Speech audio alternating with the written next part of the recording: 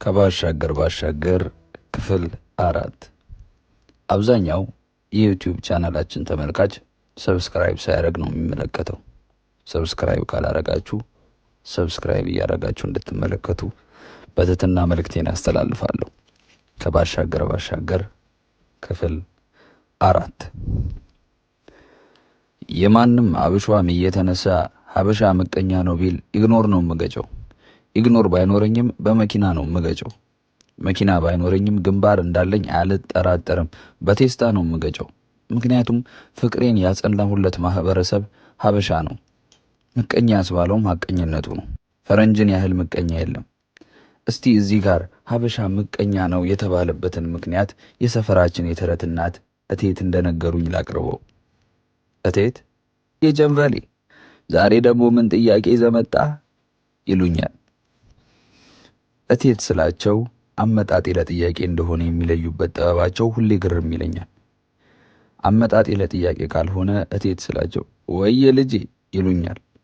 ጥያቄ ሲኖረኝ ነው ወየ ጀንፈሌ የሚሉኝ። በአንድ አይነት አጠራር ውስጥ ስንት አይነት መልእክት አለው ጎበዝ። እቴት ወየ ጀንፈሌ ሀበሻ ምቀኛ ነው ይላሉ፣ እውነት ነው? ማን ነው ያለው? ዝም በላቸው፣ ይሄ የምቀኞች ወሬ ነው። የምቀኞች ወሬ ነው? አዎን ይሉኛል ቆጣ ኮስተር ብለው። ምቀኞች እነማን ናቸው? ፈረንጆች። እንዴት እላለሁ፣ የማወቅ ጉጉቴ እንደ ንስር ከፍ ብሎ። እንዴት ማለት ጥሩ። ይኸውልህ በድሮ ጊዜ ብለው ሲጀምሩ ጣልቃ ገብቼ ድሮ ማለት መቼ ነው እላቸዋለሁ። ድሮ ከተባለ ቀኑና ዓመቱ አይታወቅም። የድሮ ስም የቀን መቁጠሪያ ላይ የለም። በቃ ድሮ ነው ጀንፈሌ ብለውኝ ታሪካዊ ተረታቸውን ይቀጥሉታል።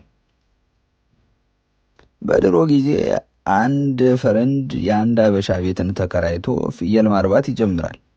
ይህንን ያየ አከራዩ ሀበሻ ከፍየሎቹ ጎን ነብር ማርባት ጀመረ። እንዴ ሀበሻው የሚያረባውን ነብር ከየት አመጣ አልኳቸው ጣልቃ ገብቼ። ይሄ አይ ጀንፈሌ፣ ይህ እኮ የሀበሻ ታሪክ ነው። ነብሩን ከየት እንዳመጣው ከነገርኩ ምኑን የሀበሻ ታሪክ ሆነ? አየ ሀበሻ ጥንቁቅ ነው፣ ሚስጥረኛ ነው። ነብር ሲያረባ እንጂ ነብር ሲያመጣ አያሳየህም። እሺ አልኳቸው ታሪኩን እንዲቀጥሉልኝ። እና ተከራዩ የፈረንጅ ሀገር ሽማግሌዎችን ሰብስቦ ሀበሻው ነብር ማርባቱን እንዲተው ቢያስለምነው ቢያስመክረው ፍየል ማርባቱን እስካልተወ ድረስ ነብር ማርባቴን አልተውም አለ።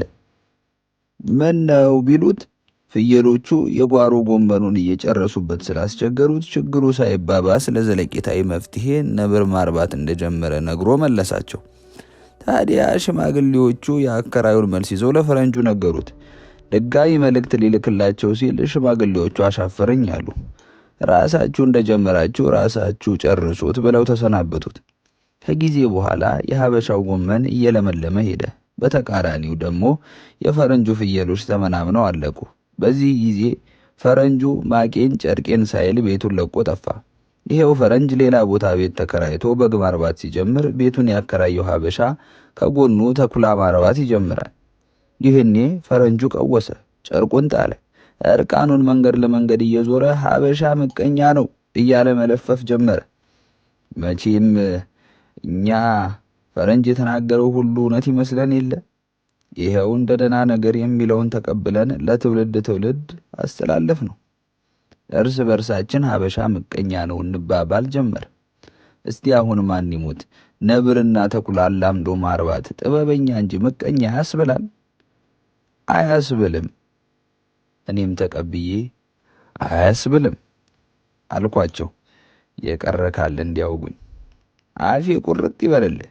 አየህ ሀበሻ ጥበበኛ እንጂ ምቀኛ አይደለም።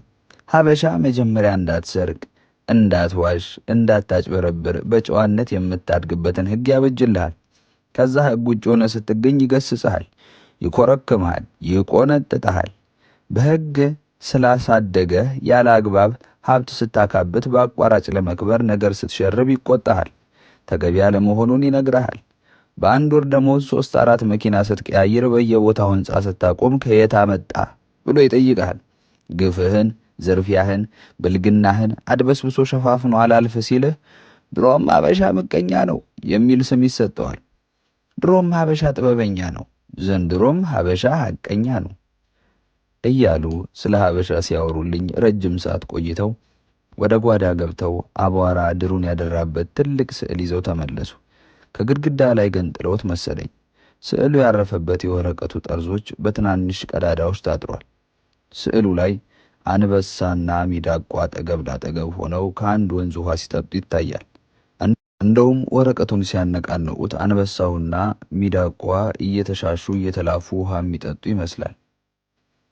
ደስ የሚል ስዕል ነው አልኳቸው። ስዕል አይደለም አሉኝ። እንደ መቆጣት አደረጋቸው ልበል እና ምንድን ነው አልኳቸው። ከስዕልነቱ ውጪ የሚታየኝ ነገር ባይኖርም የሚያወሩኝ ነገር ካለ ብዬ። ስዕል አይደለም ሕይወት ነው ብለው በረጅሙ ከተነፈሱ በኋላ ለመሆኑ አሜሪካን ሀገር ያለውን ልጄን ታውቀዋለህ አሉኝ። ካሳሁንን? እሱንማ እንዴት ይጠፋኛል? በቃ እሱ ነው ይችን ሚዳቆና ይህን አንበሳ አላምዶ ከአንድ ወንዝ እንዲጠጡ ያደረጋቸው። ይህ የምታየው ደግሞ የአባይ ወንዝ ነው። እናልህ አንድ ቀን 4 አሜሪካኖች የአባይን መነሻ ለማግኘት ከግብፅ ተነስተው ወንዙን ተከትለው ወደ ኢትዮጵያ ሲመጡ ልጄ ካሳሁን አንበሳውንና ሚዳቋን ውሃ ሊያጠጣ ወደ ወንዙ ሲወርድ መሃል ላይ ተገጣጠሙ። ይህን ነገር ከተመለከቱት ፈረንጆች ውስጥ አንደኛው በድንጋጤ ወንዙ ውስጥ ገብቶ የአዞ ምሳ ሆነ። ሰው እንዴት ከአውሬ ሸሽቶ ወደ አውሬ ይጠጋል?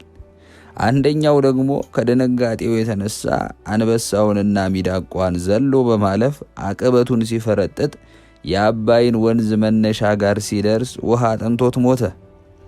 የአባይን ልጅ ውሃ ጠማው ብሎ ለመጀመሪያ ጊዜ የተናገረው የዚህን ፈረንጅ አሟሟት የተመለከተ አንድ እረኛ ነው ይባላል። የተቀሩት 2 ፈረንጆች ግን ያዩት ነገር ህልም ይሁን ቅዠት እስኪያረጋግጡ ድረስ 3 ቀን ከ4 ሌሊት ካሉበት ቦታ በድንጋጤ ደርገው ቀሩ። ታዲያ ይሄ ልጄ ነፍስ እስኪዘሩ ጠብቆ ካረጋጋቸው በኋላ ወደ ልባቸው ሲመለሱ ትንግርት የመሰላቸው አድርቆ ያስቀራቸው ጉዳይ የእውነት ሆኖ አገኙት። የመጡበትን ጉዳይ ረስተውት ለወር ያህል ጊዜ ልጄ በዋለበት እየዋሉ ባደረበት እያደሩ እየተገረሙ እየተደነቁ ቆዩ። በመጨረሻም ፈረንጆቹ ይህ የምትመለከተውን ፎቶ እየተዟዟሩ ካነሱ በኋላ ልጄን ይዘውት ወደ አሜሪካ ሄዱ አሉኝ። ታሪኩ ባያሳምነኝም ትረካቸው እንዳይቋረጥብኝ ስለፈለግኩ እንዴ ሚዳቋና አንበሳዋን ለማን ትተዋቸው ሄዱ አልኳቸው። ለእኔ ነዋ አሉኝ። የት አሉ ታዲያ? እኙት ኮስተር ብለው ወደ ተዘረጋው ፎቶ እየጠቆሙ ይሄማ ፎቶ ነው። ፎቶ አይደለም ሕይወት ነው ስልህ ይሄንንማ አላምንም፣ ተረት መሆን አለበት አልኳቸው።